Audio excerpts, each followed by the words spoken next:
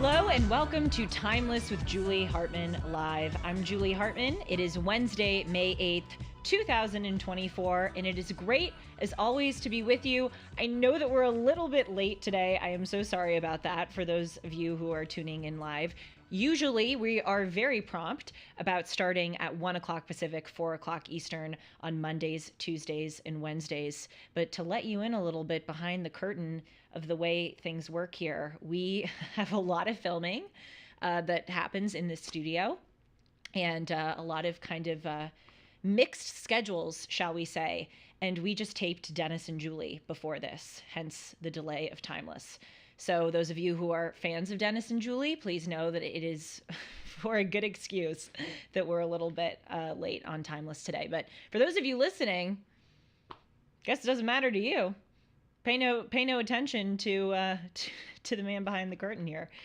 844-861-5537, 844-861-5537 is the call-in number. And as always, you can use the chat as long as you keep it classy. Hello, Sean McConnell. So sorry about the lateness. Great to see you, as always. Yes. Oh my gosh.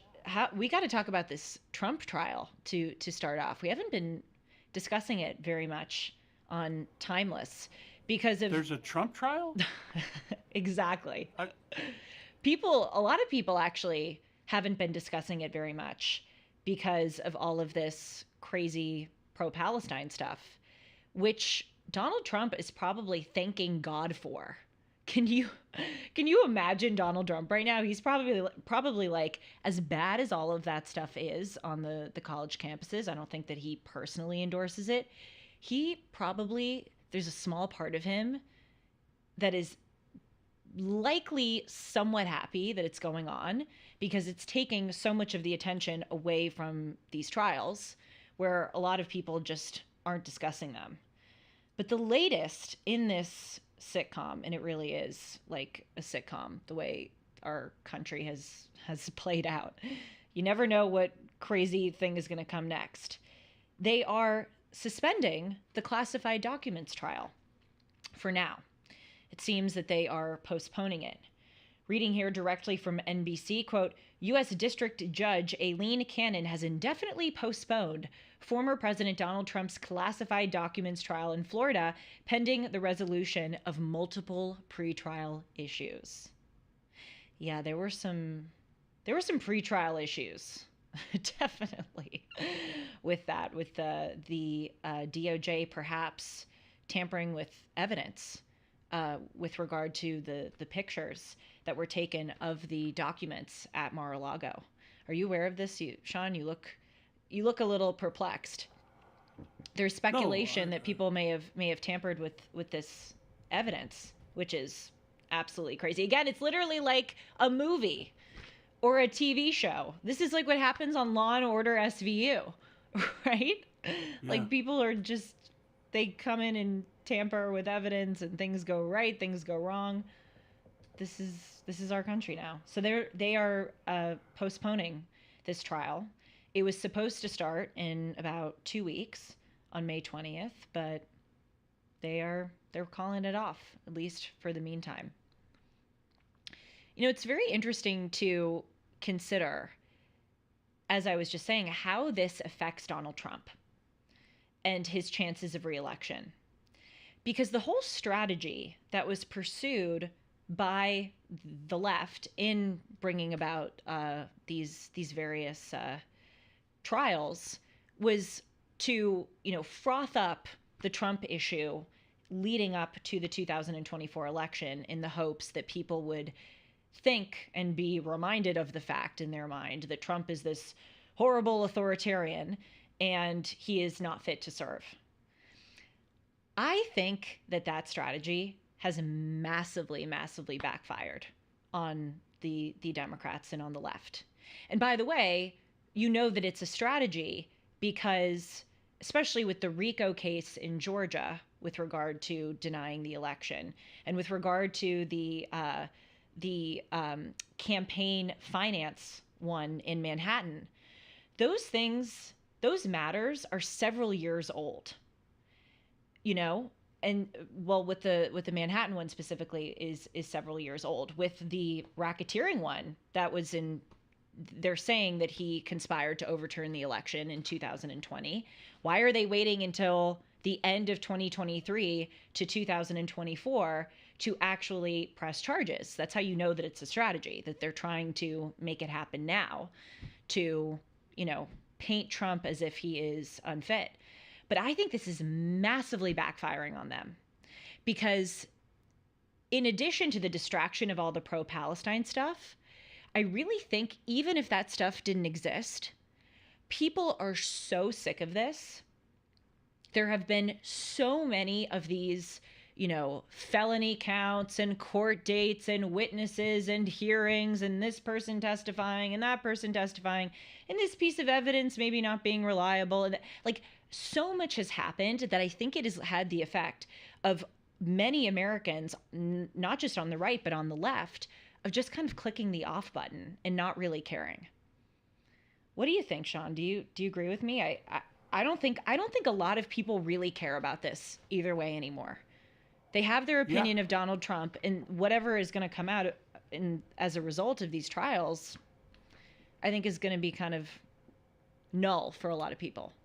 yeah. If you can trust the polls, I think the numbers bear out what you're saying. You've seen a surge. It seems like the more ish they throw at him, the higher his numbers are. I know that's Nothing seems to stick.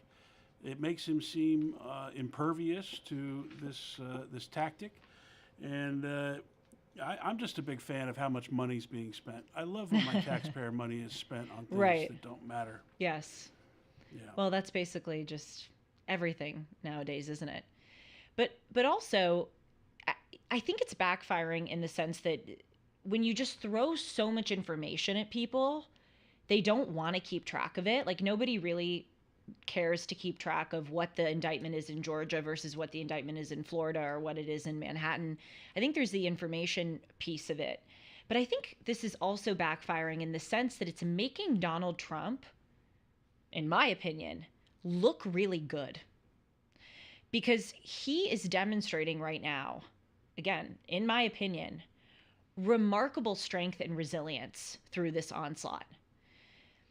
He is so painted as a villain, and he is so painted as this, you know, tough, take no prisoners kind of guy, and in many ways he is. But I think we also forget that he's a human being and that this must be a very, very difficult thing for him to go through. I mean, he lost the right to do business in the state of New York for 3 years. You know, he had to put up a bunch of money, which luckily was reduced. But this is millions and millions and millions of dollars of his hard earned cash. His family's been dragged through the mud in a lot of circles in this country. You know, Ivanka and Jared and all those kids cannot, you know, be a part of American society because they are Trumps.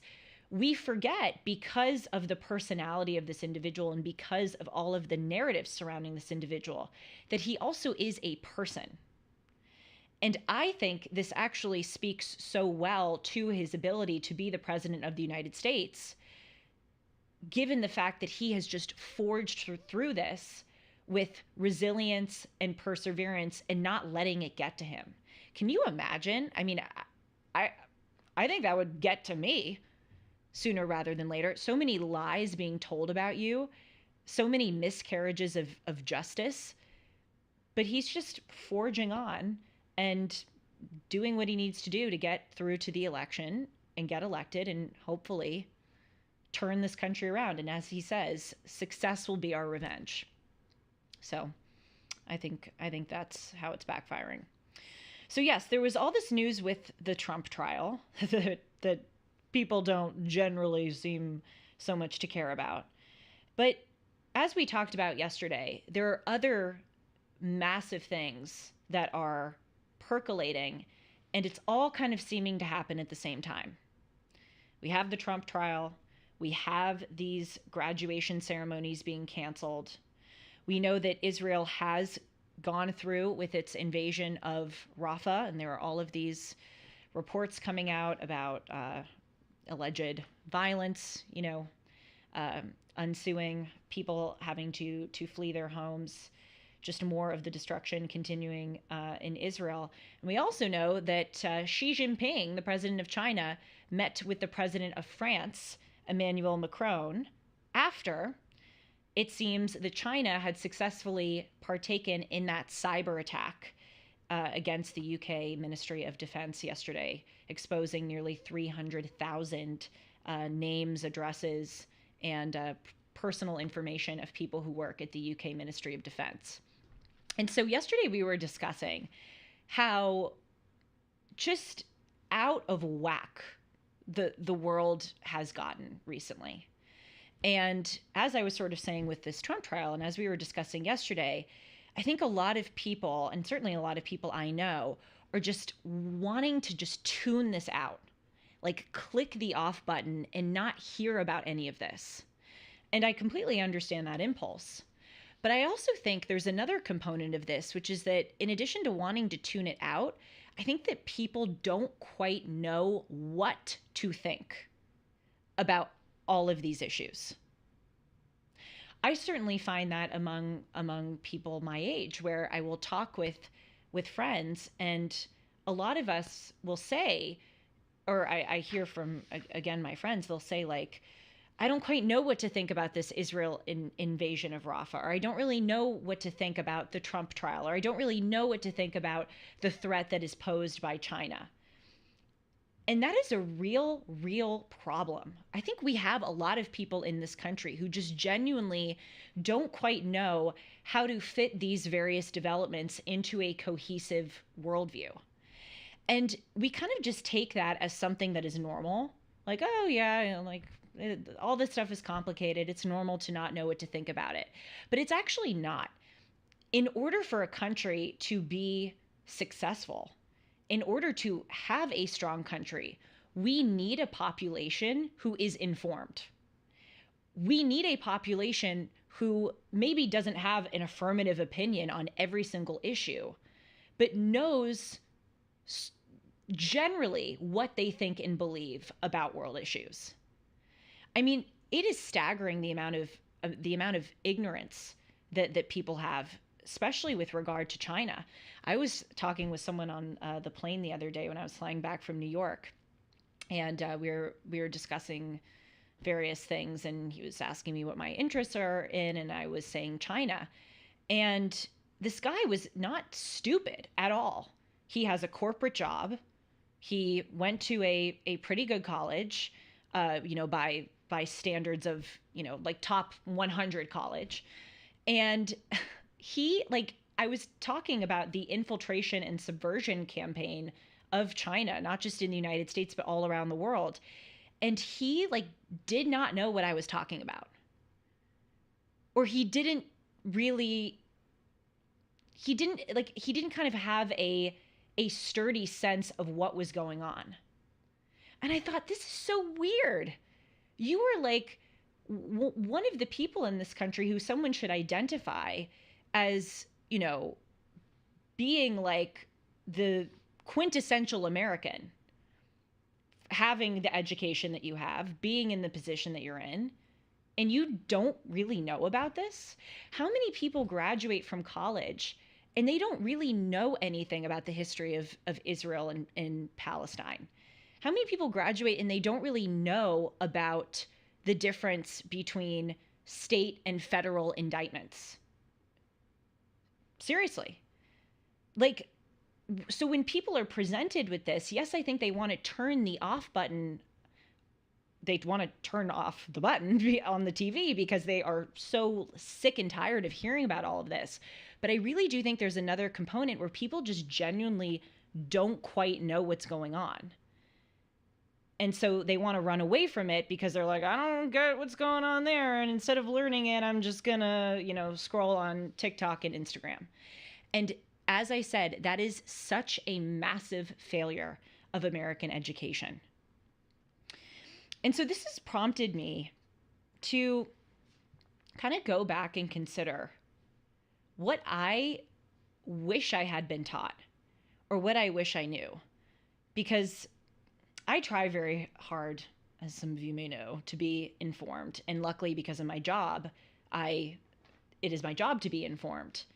But as I often say on the show, with a lot of these issues, I had to literally learn from the ground up after college.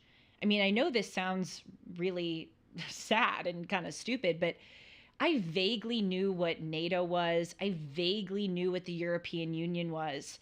But I actually really didn't fully understand how these entities started and why they are important and what they have to do with our world now. I often say on this show, I didn't know the term e pluribus unum, which is our national credo, out of many one, until I was in college and discovered Dennis Prager. That's crazy stuff. So it's not just that we have, the gender and race and those insane theories being taught in our schools, but we literally don't learn just basic facts about the world, basic facts about the way that life works, the way that our law works. And it leaves us with like jello brains and very ill equipped to, when this stuff happens, actually discern what we think about it and what we think ought to happen about it. Yes. Not only that, very expensive jello brains. It costs more such a good now point than ever to have a jello brain. Yes. It's crazy. I don't know that it's a concerted strategy. Oh, I think it is. But I think people tune out because think of the analogy of an old couple, right? Where the husband always says, yes, dear, and the wife is just nagging and nagging and nagging. And this is not a commentary on male-female relations. We just know the scenario where if you constantly are hearing stuff, you tune it out. Your brain says, enough of that, I'm going to veg out. And that's what's happened collectively in the country. We have people are bombarded by just getting through their daily routine and being able to put eggs and bacon on the table and gas in the car and get their kids to a school that is miseducating their kids. And you do all that just to turn on the TV at night and have a media that is not as intelligent as it used to be and has now decided it will filter what is news to you and what isn't. And so you have people who are naturally bombarded and overrun, so they want to tune out. And then you have the media narrative that gets droned into you, and you just hear it so often you tune it out. And so it's natural, I think, for people to just side with what they hear most often.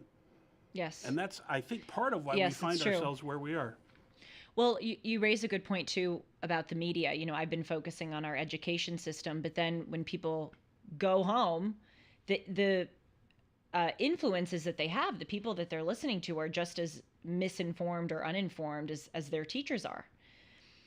And yeah, so I've just really been thinking a lot about what I wish I knew when I was in school, or what I wish they taught me. Because again, I've had to do so much work to catch up, to actually have an informed opinion about many of these news stories and not just tune it out or not just run away from it. And I've written a list of some things that I want to share with you and see if you have any things that you would add to it, given your education or perhaps lack thereof. The biggest thing that I wish I knew about? Money. I didn't learn at all in school about money. Seriously. And I'm very grateful for the education that I had. As I've said very often, I went to private schools here in Los Angeles. I went to I'm laughing. I went to Harvard for college. I'm laughing because either way, when you say it, people give you such crap for it. But by many metrics, and I'm very grateful for this, I've had a quintessentially elite American education, the epitome of what an elite worldly education looks like. And of course, in many ways, I've benefited so much from that, and a lot of what I do know is because of that. But literally, for my whole educational experience, I never learned about the national debt. I never learned about the stock market. I never learned about bonds. Seriously, I never learned not just sort of macroeconomics, but personal finance. I never learned about the Fed, or well, a little, I did learn a little bit about the Fed, but you know, the amount that the Fed does to control the economy with setting interest rates, those were all things that I sort of had to learn later. Why is it that American schools, and especially, dear God, American colleges and universities, why don't they have classes on economics? Like mandatory. You come in to the freshman year and you have a mandatory personal and macroeconomics class. Now, there were these economics classes at Harvard, but they were so like kind of pie in the sky stuff. Yes, you learned a little bit about supply and demand, but then a lot of these courses, they throw so much at you with all of these various economists and what you need to know about them, and then these kind of intense theories. Before we get to the intense theories, we need to learn the basics. And literally every single American college student, and I think high school student, this should be a fixture in American public schools, should be sat down one day for a whole semester and just learn what's a credit card, what's a debit card, what does it mean to save your money, what does it mean to invest money, what is the stock market, you know, what is a retirement savings account, what is a Roth IRA? How much of your money should you save versus how much of your money should you spend? Just basic crap. Because I think now one of the big problems, in addition to all the aforementioned news stories that we have, is our national debt problem. And I think a lot of the reason we have a national debt problem is because a lot of people don't understand the way money works. And they don't care to understand the way money works. Yes, Sean, I see you want to cut in. We have that's a national debt problem because both parties spend like drunken sailors. Doesn't matter who's in office, they just spend and spend and spend because it's not their money. Yes. But yes, true. I agree with you. And I was going to say, you should just learning how to balance a checkbook. Not that people use checkbooks anymore, but how about the importance of actually holding cash, having attachment to cash rather than digital currency? People don't understand the dangers of that. Yes. We have gotten so far away from education. And I used to think it made perfect sense that the government would be involved. There'd be a Department of Education. And that sounds right, that everyone should have a guaranteed education. And I used to hear older people complain about the fact that there shouldn't be a Department of Education, that the government shouldn't be involved and it should be privatized. I've changed my thinking on that. Look how corrupt the education system has become since the government got involved. Yeah, I know. Is there anything the government gets involved in that doesn't become wholly corrupt? No. The answer is no. But the point is, like, if we just taught the basics, really, I think so much of us would be in a better spot. Because think about it, when people hear on the news about the debt, imagine if they had more of a kind of intellectual infrastructure to understand that situation. I wish in school I had a class where the teacher got up and said, hey, this is the national debt. This is how much, you know, this is how we got to this place. This was the spending in 1980. We were $1 trillion in national debt. And then, you know, it went up to 15 trillion in 2003 or whatever it was. And then it went up and now it's at 35 trillion. Here's how mostly it's been spent. Here, you know, here's some stats on how 7 trillion of it went to foreign wars. Here are some stats about how half of our borrowing is short term. So we have to pay new interest rates. Like, just simple stuff. Imagine if every single student just learned that reality. We'd go and we'd look at the news and we'd just have a better understanding. And we'd feel, we'd be healthier in so many ways and just better equipped to get what's going on in the world, and then hopefully in turn have good and not radical opinions about it. So that's number one, money. We do not learn anything about money. Number two, and I sort of alluded to it earlier, do most Americans understand how our legal system works? Sean's cracking up.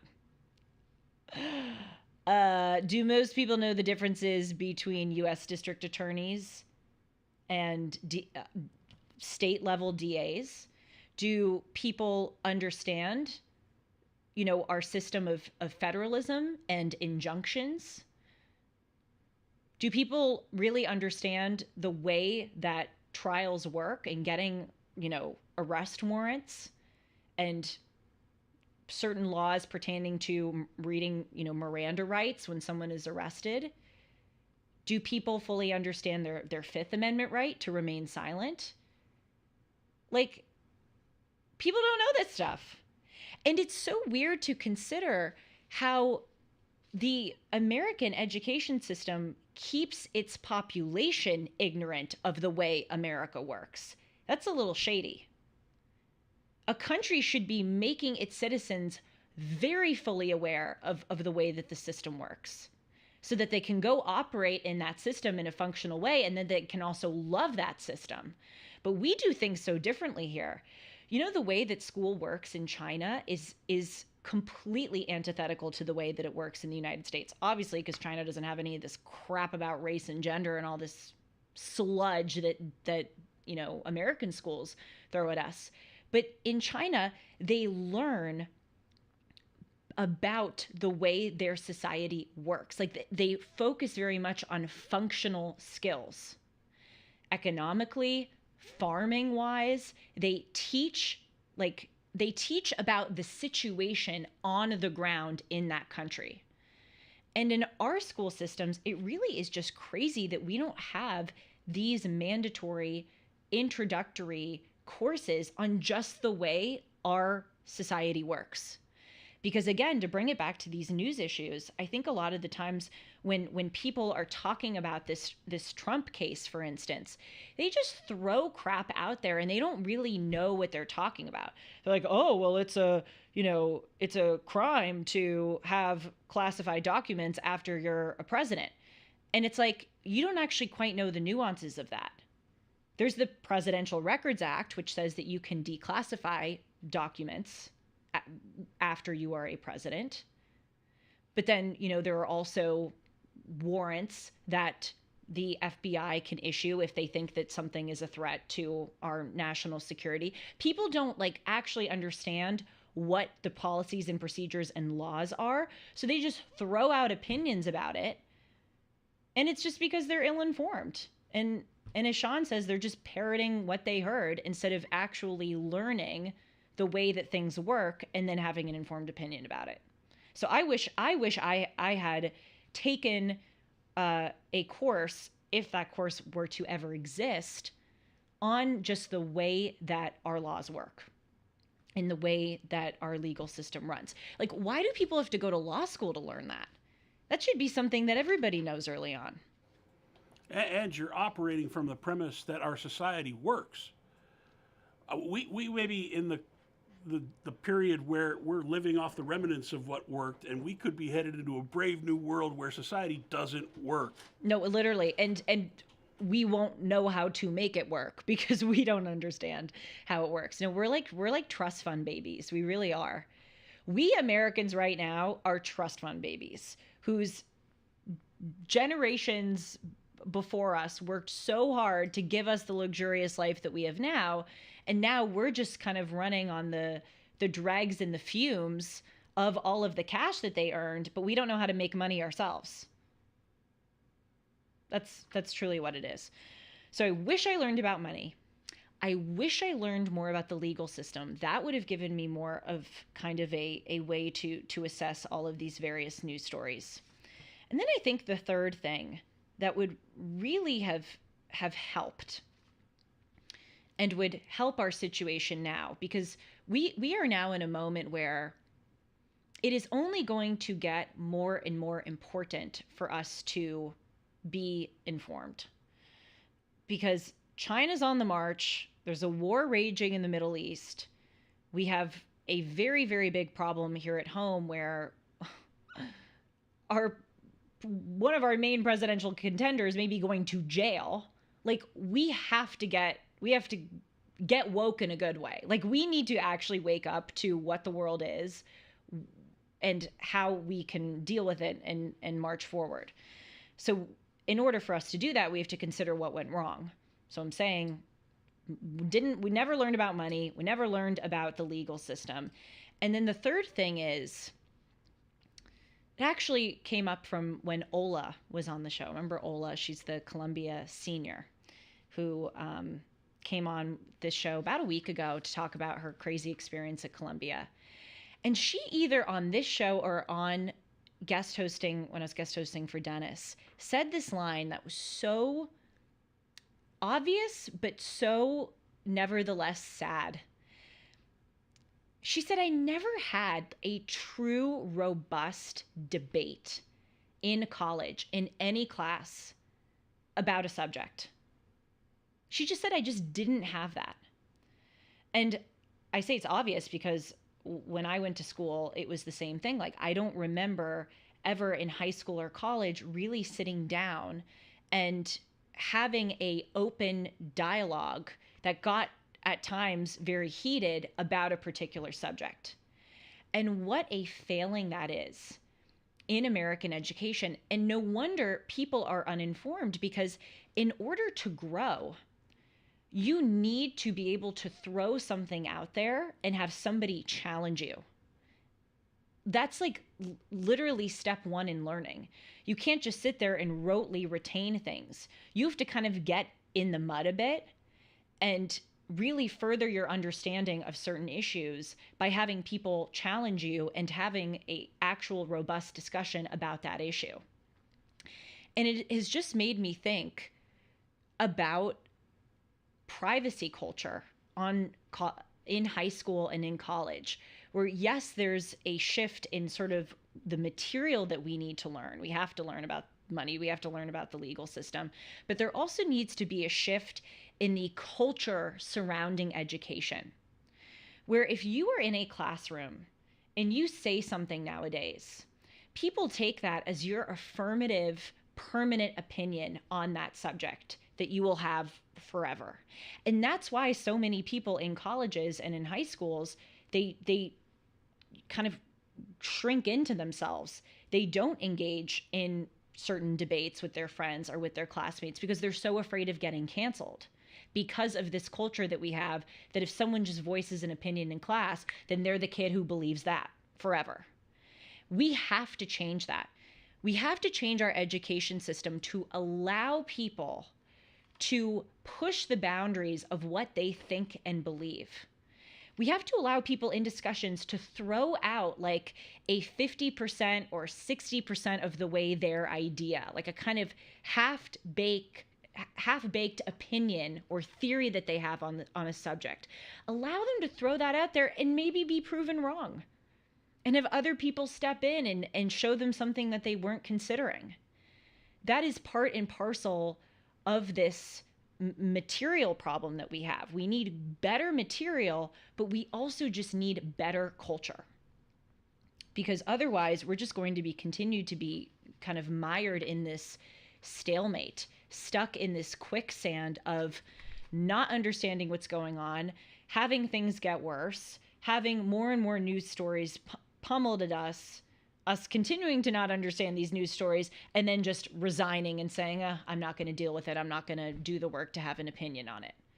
That is no way for our country to go. We have to recalibrate. And I think it starts with the solutions that I hopefully outlined. Let me look at the chat a bit. Someone wrote, they can't write a check. Are you talking about kids? Kids these days, they can't write a check. It's true. I don't even have a checkbook. Isn't that nuts? Do you have a checkbook, Sean? No, I used to, and I know how to write a check, but I do not any longer own. I think I own one, but the last time I used one, I can't remember. It's been at least a decade. Yeah, Caroline George is writing. Oh, wait, sorry, you said it. I was reading the chat. You said it's been at least a decade. Oh, good. That makes me feel better. Yeah. Since I wrote a check, there's no need to, but Yeah. I do understand how to do it. I also know how to type. See, I got to tell you, I don't even understand how to write a check, which maybe isn't the worst thing, because we don't so much need it anymore, but it's probably something that people should know how to do. Caroline George is writing, I think most teachers don't put effort into making things relatable to life. Yes. I think that is spot on.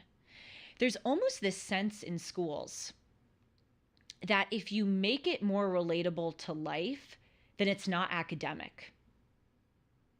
I think that's BS. Sort of what I was talking about with the economics courses at Harvard that I didn't take but sat in and shopped. I did take one economics course, but sort of the main intro economics course I did not take because I actually found it wasn't introductory enough. I found that, they were talking so much about the various theories of different economists. And it was like, okay, we need a course that is just rudimentary, kind of 101 economics.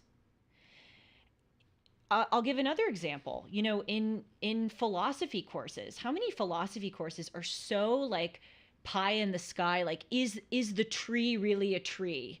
Is the material real or is it not real? Is it just an illusion? Like, before we even get to that, we just need to ask basic philosophical questions. What does it mean to live a good life? What do people say about what constitutes a good life? What did Aristotle believe? By the way, that's why I do these Thinker of the Month series, because it's literally just like we need to just learn the basics. But teachers think, oh, if we do kind of 101 low-level courses or subjects, then it's not sufficiently academic. I actually think that's very warped. To Caroline's point, I think the more you relate it to life, the closer you are getting to the purpose of school. Because the purpose of school, after all, is to teach you how to do life. That's my 2 cents about it. Well, we talk about it as a pendulum swinging, and in the last century, the pendulum swung far to the right, and now it has swung so far back to the left. There was this whole push to question everything.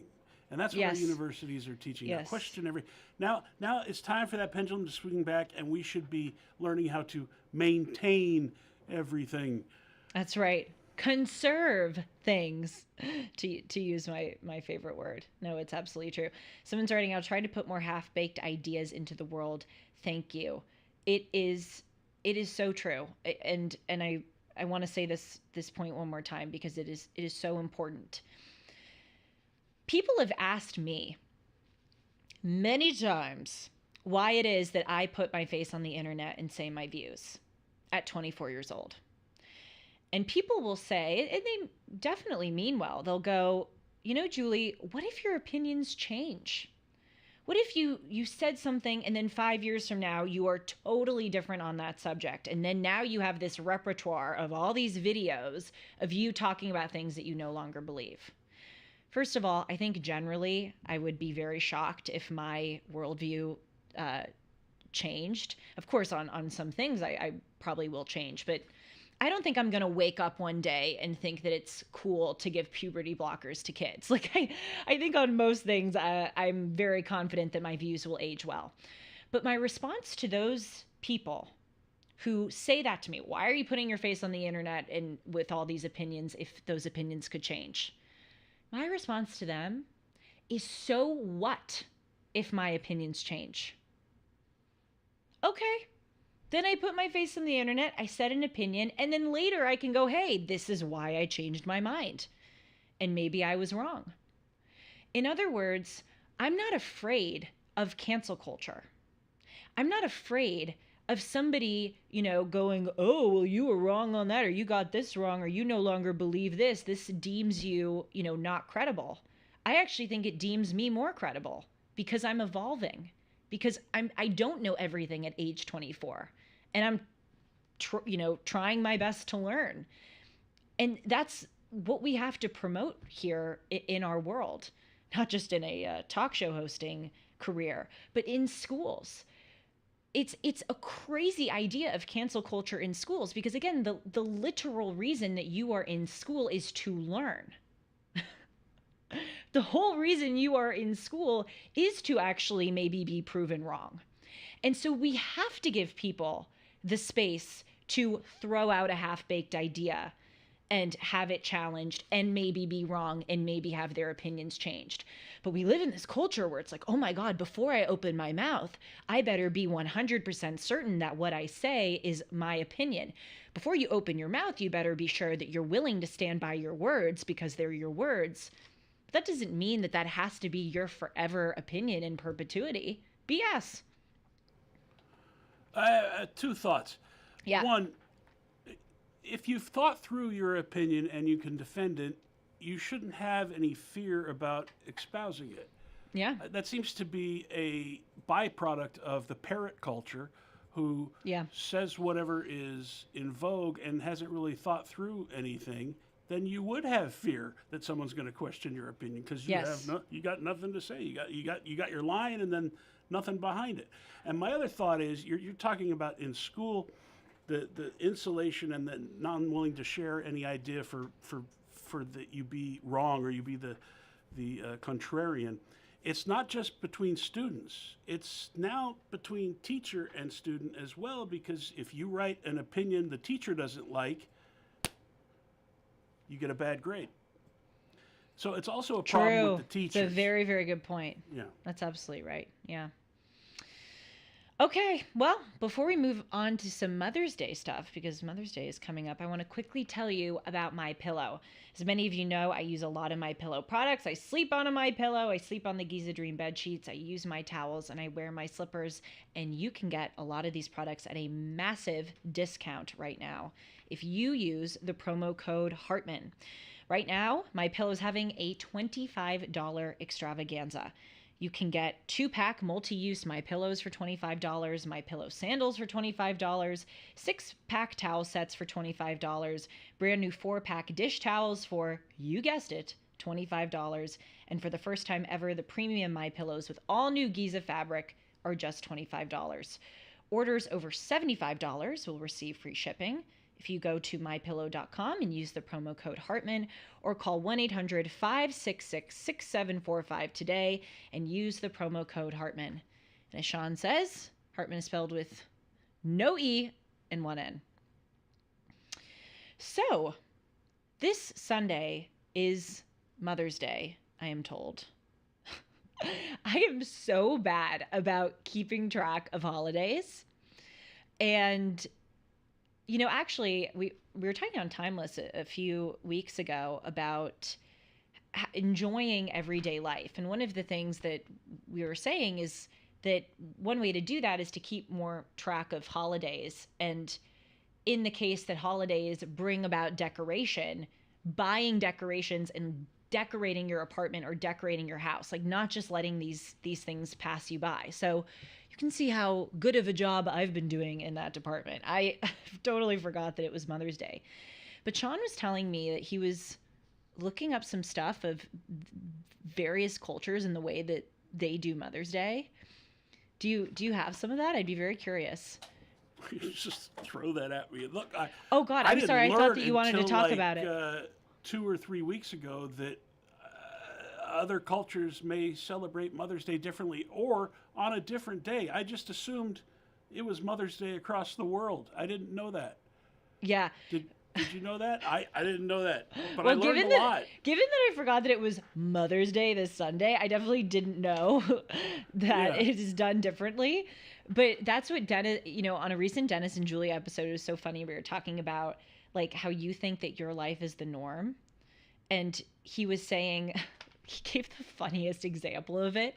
He said he was abroad and there was some guy walking a dog and speaking to the dog let's say they were in Japan, speaking to the dog in Japanese. And Dennis's thought was, the dog doesn't understand Japanese. The dog understands English. And then he realized how stupid that was. So we all definitely fail to see outside of our own lives.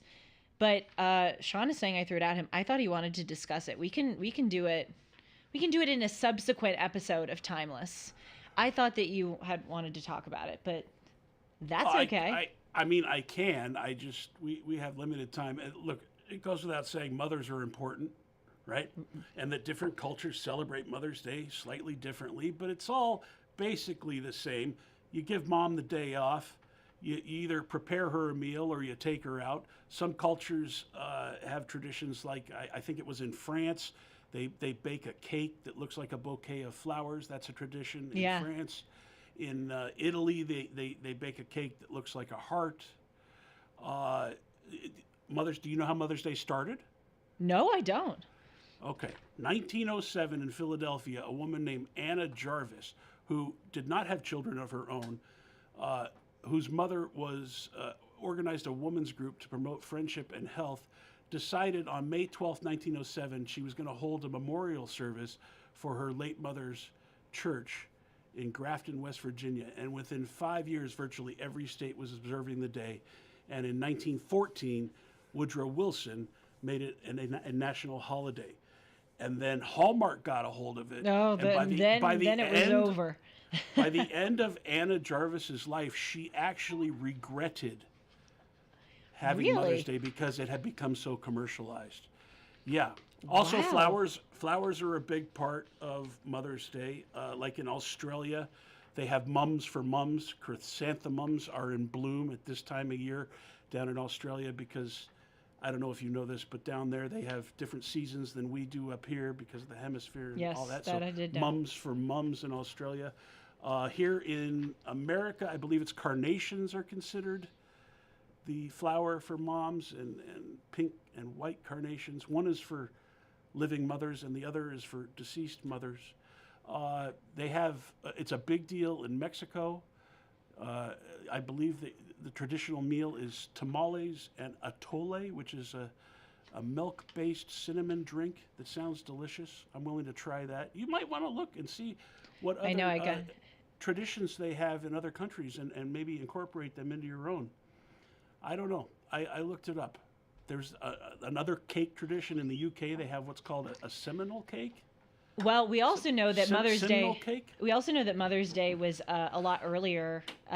Is a lot earlier in the in Britain because of the whole Kate Middleton fiasco.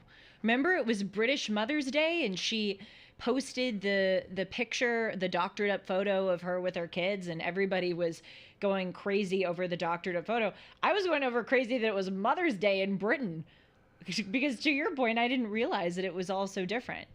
No. Yes, some of the countries have them. A lot of them are in May. Most of them are in May. But like Britain, it ties in with the Pentecostal Church and the Virgin Mother, and that's how the day became the day. The most common Mother's Day in the world is on the second Sunday of May. That's where most countries celebrate. Oh, well, But there that's are countries that celebrate all the way till late in the year, like Panama's is in December, Indonesia's is in December.